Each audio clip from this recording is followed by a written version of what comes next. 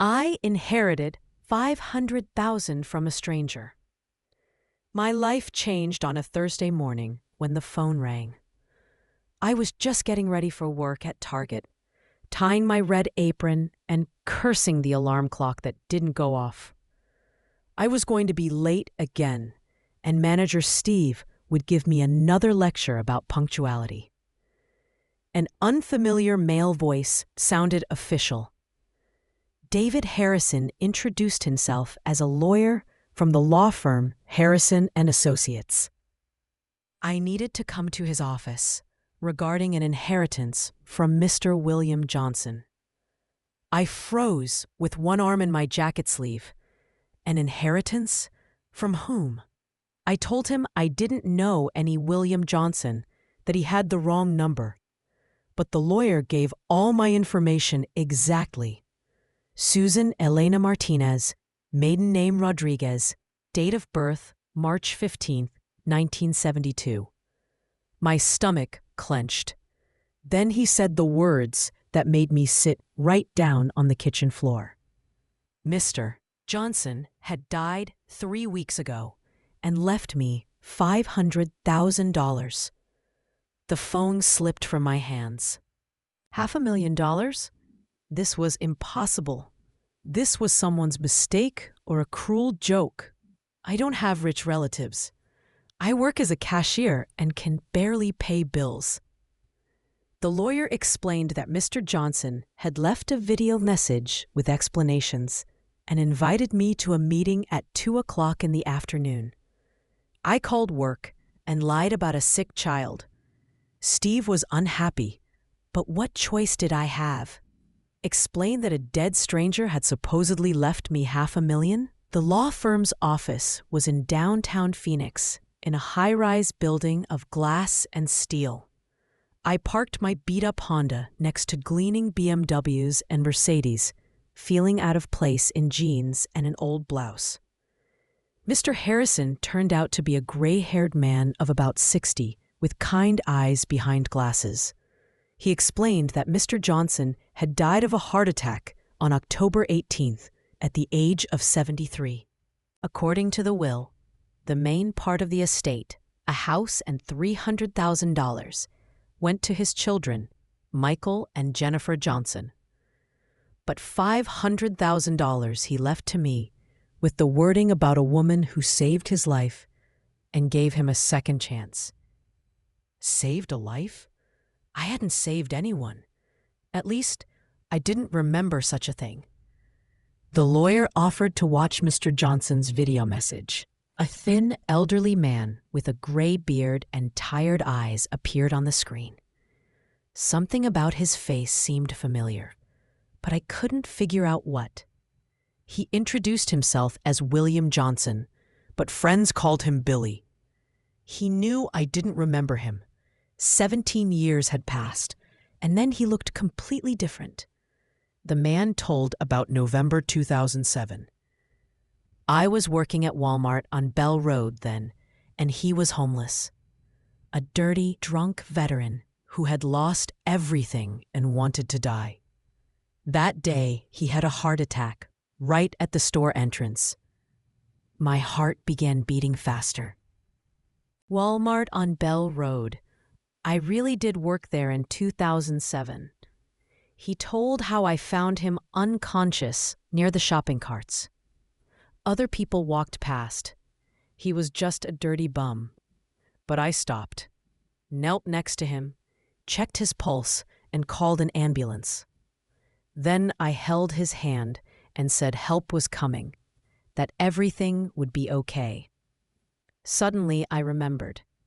Vaguely, like a distant dream, but I remembered.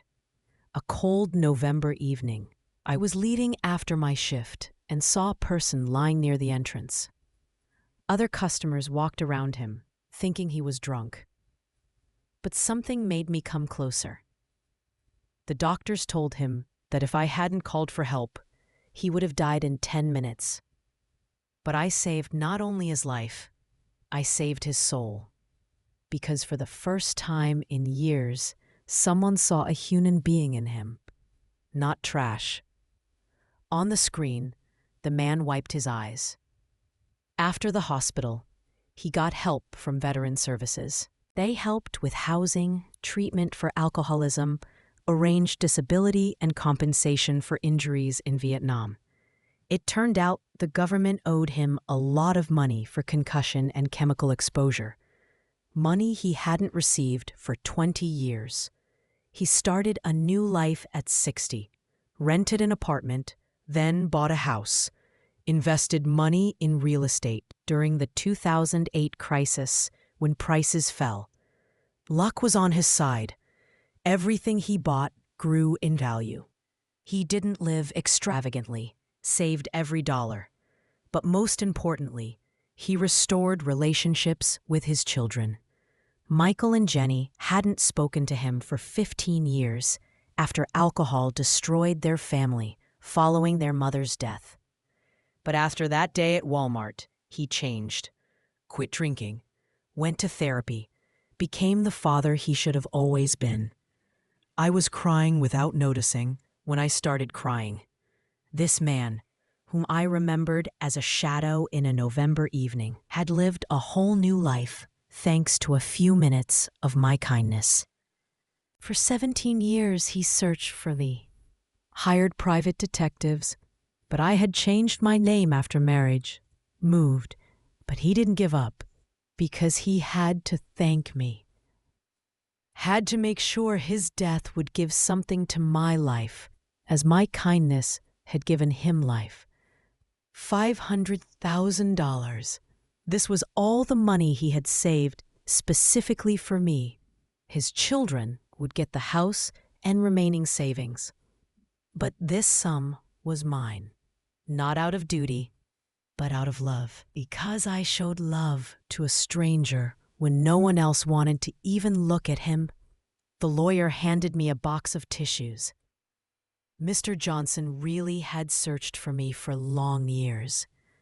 He had a whole folder of documents, detective reports, old lists of Walmart employees, newspaper ads. He really wanted to find me while alive. I couldn't speak. $500,000, a sum that solved all our problems. Education for the children, surgery for my husband Carlos, who couldn't work after a back injury. A new house instead of our cramped apartment in a neighborhood where they shot guns every weekend. But there was one problem. Mr. Johnson's children, Michael and Jennifer, were very upset. They didn't know about the money willed to me until the reading of the will. They hired a lawyer and wanted to contest the will. The lawyer said their attorney had contacted him. They demanded proof of my relationship with the deceased. There were surveillance videos from Walmart from that day, which Mr. Johnson had obtained through the detective agency, plus medical records from the hospital where I was listed as the person who called the ambulance. But court proceedings could drag on for months and cost tens of thousands of dollars. I imagined myself in court against Mr. Johnson's children's lawyers, a poor cashier against a middle-class family. Even if I won, how much money would I spend on lawyers? I wanted to get up and leave, forget about this money, and return to my simple, hard, but understandable life. But then I thought about Carlos, who lies at home with a bad back and is ashamed that he can't support the family. About my daughter Sophia, who dreams of becoming a doctor but knows we don't have money for medical college. About the twin boys who wear clothes from thrift stores and are embarrassed to invite friends to our home. I told the lawyer I would fight. He smiled and noted that Mr. Johnson was right about me. He said I had a strong character. I signed all the documents and drove home with a copy of the will and Mr. Johnson's video. The whole way I thought about how to explain to the family what had happened. Carlos was lying on the couch, as usual after lunch, when the back pain became unbearable. He was taking too many painkillers. But what else could he do? We couldn't afford surgery. I told him everything. About the lawyer's call, about the video, about $500,000. Carlos listened with his mouth open, and when I finished, he shook his head. He couldn't believe such a thing was possible. This only happens in movies. But the documents were real. He took the will with trembling hands. Carlos doesn't read English very well, but he understood the numbers. We can buy a house. He can have surgery. The children can study at a good college, but only if we win the court case. His children want to sue for the money. Carlos said, "Then we'll fight." I saved their father's life. They should be grateful, not angry. In the evening, when the children returned from school, we had a family meeting. Sophia, 18 years old, was in her senior year and dreamed of college. The twins, Miguel and Diego, 15 years old, usually only thought about soccer and video games. But when I told them the story, all three listened breathlessly. Sophia called me a hero. I explained that I just did what any person should do. But Miguel noted that other people walked past and I stopped. Diego added that now it's clear where they get such a kind mother from. Their support gave me strength. But the next day, Mr. Johnson's children's lawyer called. James Stanley represented the interests of Michael and Jennifer Johnson. His clients were ready to settle the matter peacefully. They offered me $100,000 in exchange for giving up the rest of the sum. $100,000 instead of $500. Did they think I was that stupid? I refused. Their father willed the money to me. Stanley explained his client's position. They had never heard about me from their father. The sum was very large. They had reasons to doubt that Casual Health 17 years ago deserved such gratitude. Blood rushed to my face. Casual help? Their father was dying. The lawyer advised me to accept their offer. The court case would be long and expensive. I could lose and get nothing. I hung up the phone, trembling with anger. How dare they? Their father searched for me for 17 years, and they call my help casual? But an hour later, anger gave way to doubts. What if they're right? What if I don't deserve such money for a few minutes of help? What if the court decides the will is unfair? Mr. Harrison assured me the case was strong. We had video recordings, medical documents, doctor's testimony. But he also warned that the trial could last more than a year. A year of trials, stress, lawyer bills. Maybe I should take the $100,000 and forget about the rest. No. Mr. Johnson, Billy, wanted me to get $500,000. He saved this money for me for 17 years. I had no right to betray his memory. The first court hearing was scheduled for January. Before that, lawyers from both sides gathered evidence. Mr. Harrison requested all recordings from Walmart cameras for November 2007, medical documents from the hospital, ambulance call records, and Mr. Johnson's children's lawyer hired a private detective who studied my life. They wanted to find evidence that I knew Mr. Johnson personally, that there was some relationship between us. The detective interviewed my neighbors, former colleagues from Walmart, even my children's teachers. Asked about my finances, debts, whether I had problems with gambling or drugs. Looked for something compromising. But they found nothing because there was nothing to find. I'm an ordinary woman who works, takes care of her family, and tries to live on a cashier's salary. In December, something I didn't expect happened. Jennifer Johnson called me. She wanted to meet with me. Her voice was tense but not hostile. I said we should talk through lawyers, but she insisted. This was very important. She wanted to show me something. We met at a cafe near my neighborhood. Jennifer turned out to be a woman of about 40, red-haired and thin. She had an old shoebox in her hands. She thanked me for agreeing to meet. She knew that after their lawyers' actions, I thought they were bad people. She explained that she was trying to understand my position. After Dad's death, she and her brother were sorting through his things and found this box. Inside were hundreds of newspaper clippings, printouts from websites, photographs. All of this was about me. I took one of the clippings. It was a note from a local newspaper from 3 years ago about how a Phoenix resident collected money for a family whose house burned down.